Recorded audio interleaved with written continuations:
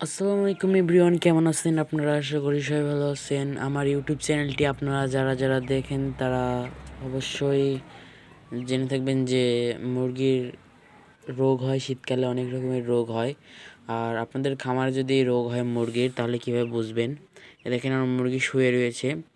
এগুলো যদি আপনি যদি এই হাড়টা যে হাড়টা আপনি নেন, যদি হাড়টা যদি দেন, যদি মুরগি না ওঠে, তাহলে ভাববেন আপনার মুরগির ঠান্ডা লেগেছে বা কিছু হয়েছে।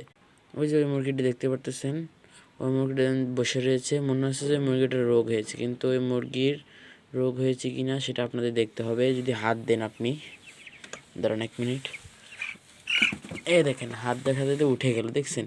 ওই দেখেন মুরগিটা দেখেন হাত দেওয়ার সাথে সাথে উঠে গেল। তারপরে আমি আরেকটা দেখি, এটা ওঠে নাকি। আচ্ছা দেখি, এই দেখেন, আচ্ছা হাত দেওয়া লাগছে না, শুধু আপনি এইভাবে, এই দেখেন সবগুলো উঠে পড়ছে। আর দেখেন সবগুলো উঠে পড়ছে, এইটা আপনার বোঝার লক্ষণ।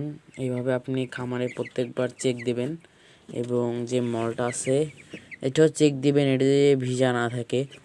আমার এটাই ভিজা নেই, তাও আমার মনে হচ্ছে ভিজা, তার জন্য আমি চেঞ্জ করে ফেলবো। আমি লিটারটা অতি তাড়াতাড়ি চেঞ্জ করি।